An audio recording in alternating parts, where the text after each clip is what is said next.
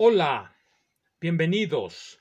Hoy vamos a hablar del concepto de energía.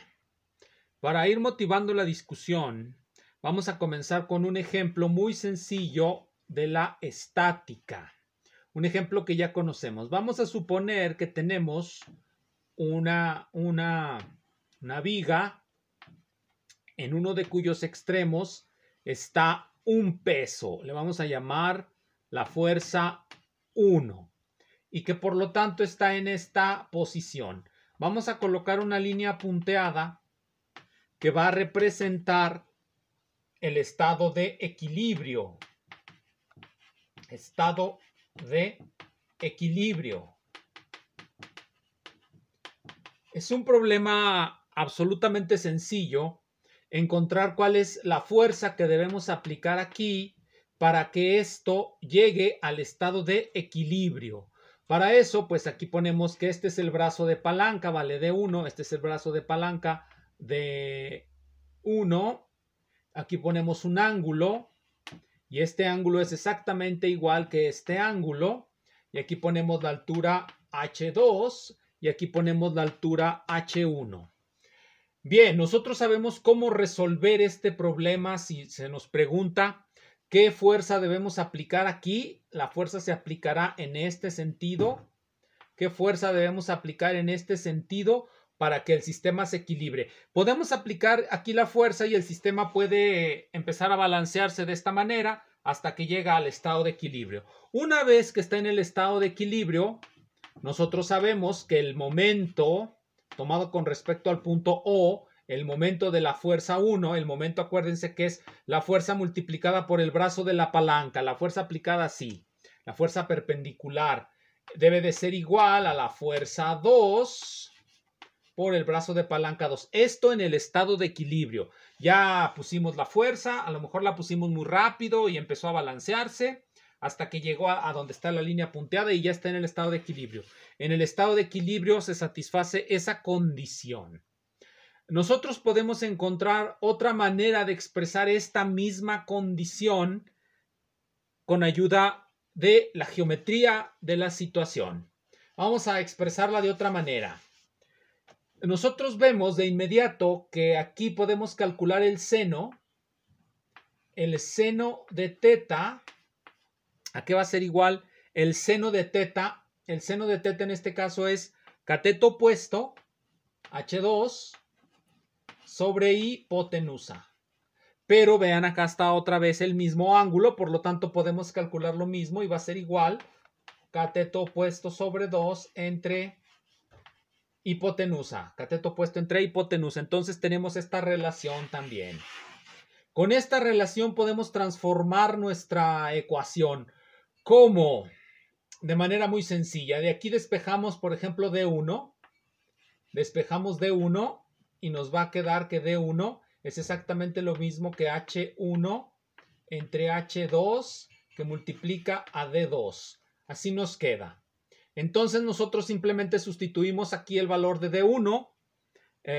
Vamos a borrarlo y ya borramos todo, pues ya no nos hace falta. Ponemos aquí F1 de 1, ya esto es el estado de equilibrio, recuérdenlo.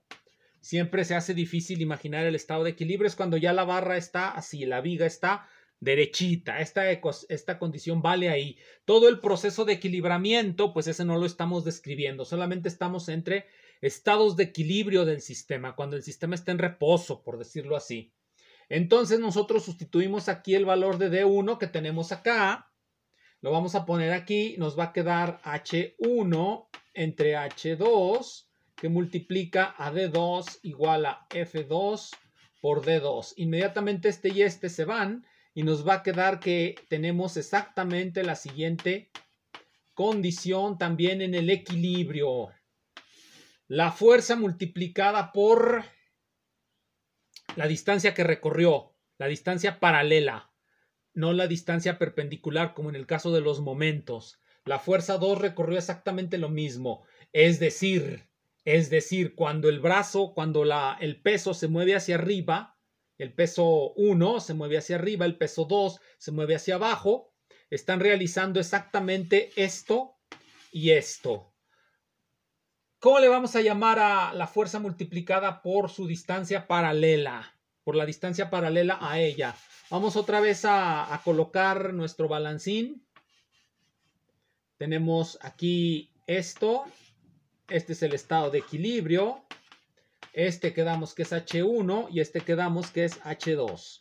Entonces, para llegar al estado de equilibrio, la fuerza se aplica en esta dirección. La fuerza se aplica en esta dirección. Por lo tanto, H1 y H2 son las distancias paralelas a cómo se aplica la fuerza.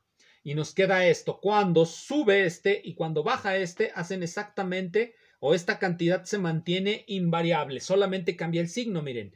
Esta F1 va hacia abajo, va a ser negativa, y esta F2 va hacia arriba, la vamos a poner positiva. Entonces, esta la pondríamos, cuando la pasemos para acá, tendríamos el signo negativo adecuadamente puesto.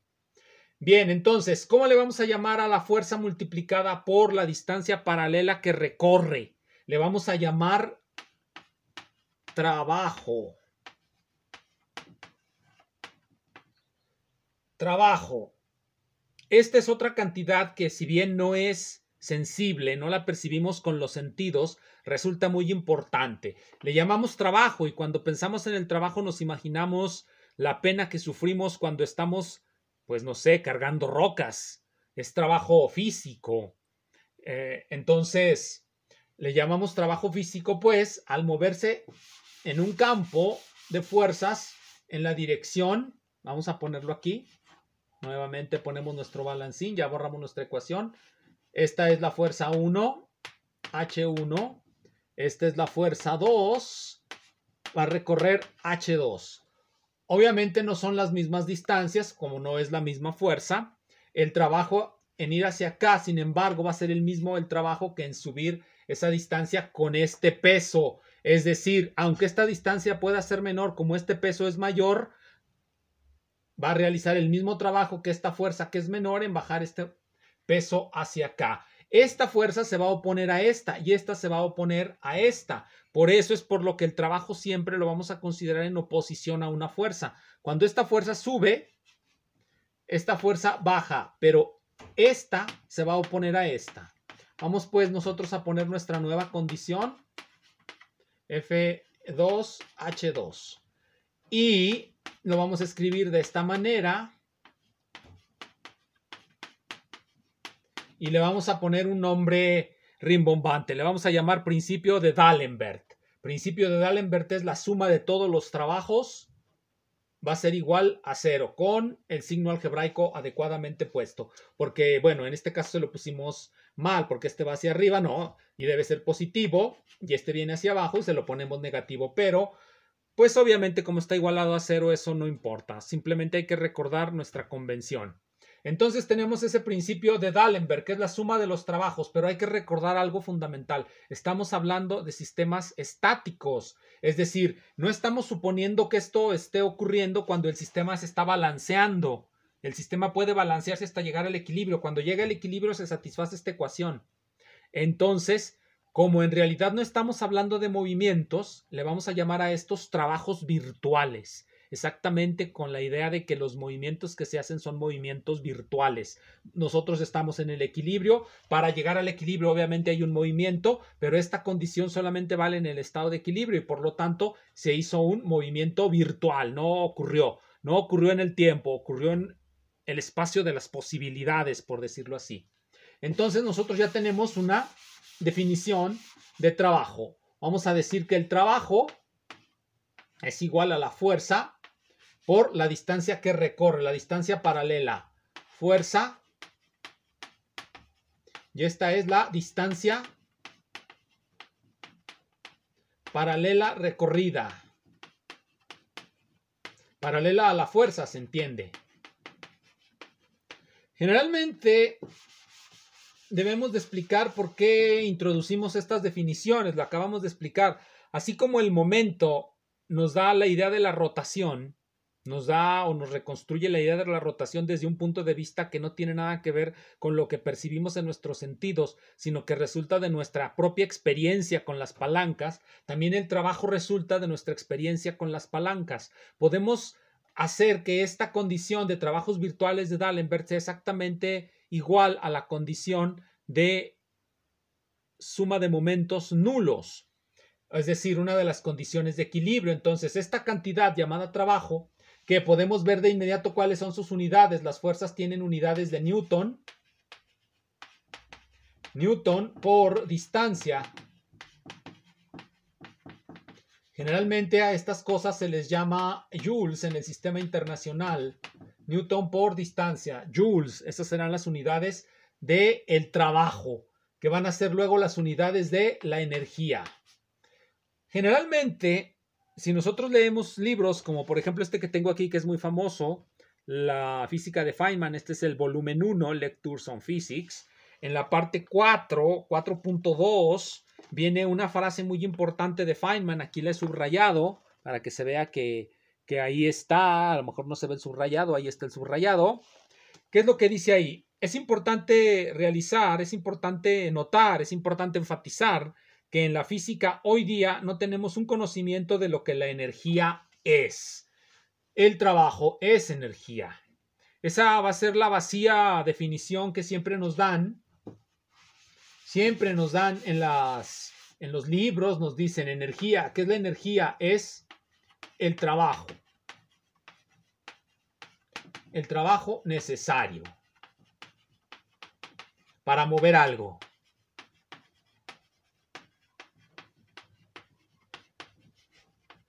Y generalmente nos dicen que hay dos tipos de energía. Una vez que tenemos la idea de trabajo, que ya la definimos, no es algo sensible, lo reitero, no es algo que ustedes obtengan. Este parámetro de energía no es algo que se obtenga por la observación, por tocar algo, por probarlo. No es un sabor, no es un olor, no es un color, no es una presión que se ejerce sobre nosotros como lo es el calor. Ustedes saben, si ustedes tocan una superficie y perciben la diferencia de temperatura, en la interpretación de la teoría cinética, el calor no es otra cosa que un montón de pelotitas que están rebotando sobre nuestros dedos y que por eso sentimos eso que está ahí y a eso le llamamos temperatura. La energía no es algo que percibamos. La motivación inicial que di con ayuda de una palanca no es precisamente algo que se pueda ver, es algo que se obtiene de la experiencia. El concepto de energía surge de la experiencia, del comercio que tenemos con las cosas y cuando interactuamos con ellas.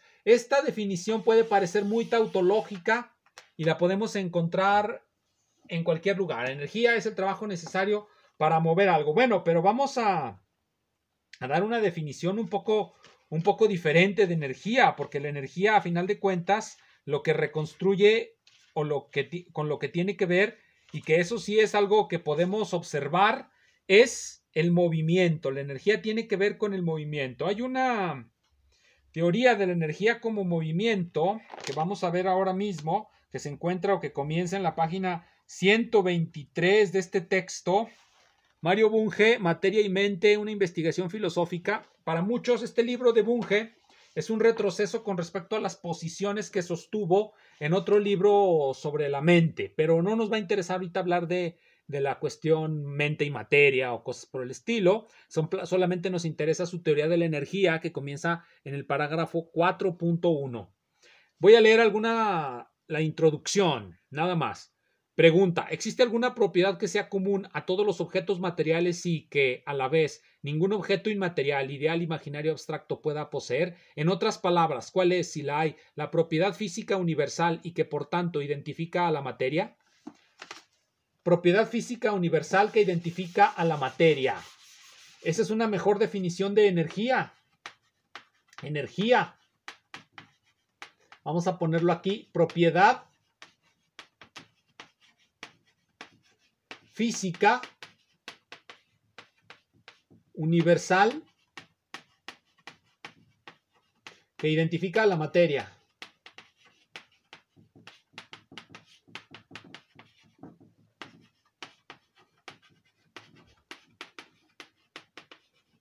Así como la define Bunge.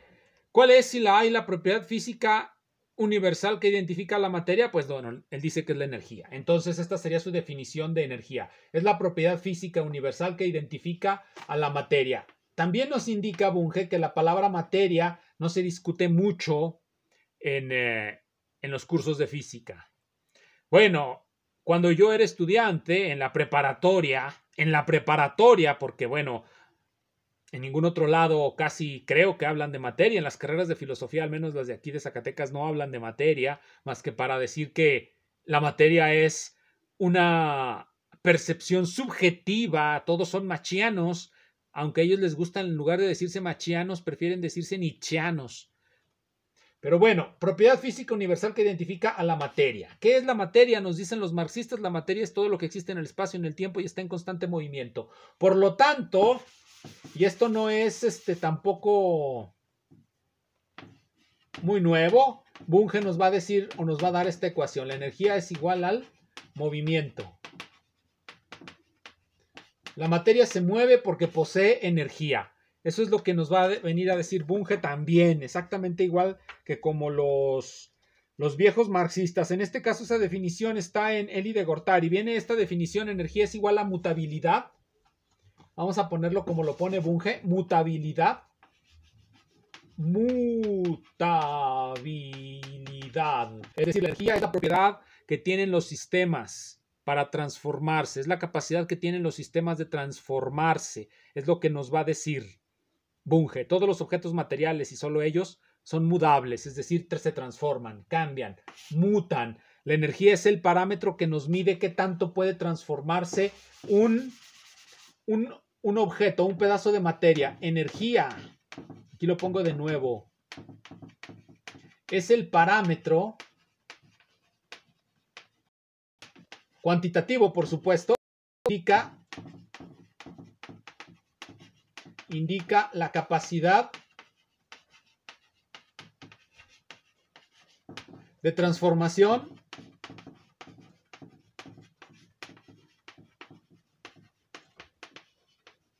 de un sistema.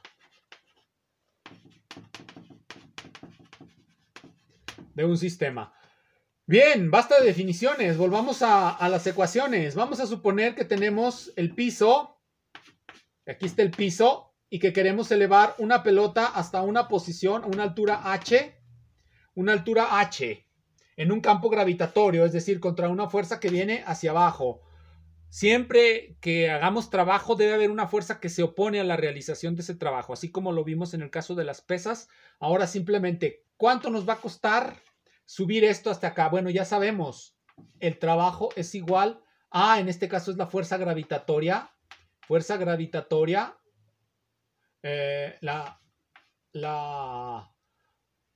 ¿cómo se llama? La magnitud de la fuerza gravitatoria por la altura h.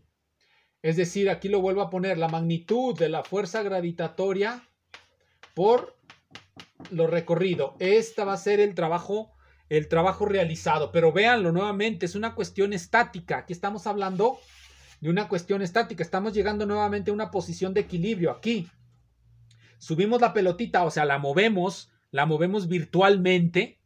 Eso es lo que nos va a decir el concepto de D'Alembert de movimientos virtuales. Lo movemos virtualmente hasta este punto y para ello necesitamos este trabajo. Una vez que está aquí, por supuesto, como está en equilibrio, no se mueve, hay alguna constricción que impide que caiga. Por ejemplo, lo carga mi mano. Esa sería la constricción que evitaría que cayera. Pero en cuanto empieza a moverse, es decir, quitamos la constricción, siempre como vamos a un estado de equilibrio, al llegar a ese estado de equilibrio, cuando calculamos el trabajo, recuérdenlo, cuando se calcula el trabajo, se va hacia un estado de equilibrio, es un movimiento virtual. Una vez que se está allí, debe haber, por lo tanto, una constricción que impida que haya movimiento. Pero bueno, supongamos que está la pelotita aquí, tiene, como ya supimos, el trabajo que le vamos a llamar, a este le vamos a llamar energía potencial. Sabemos que la fuerza hacia abajo es mg, h, la altura h.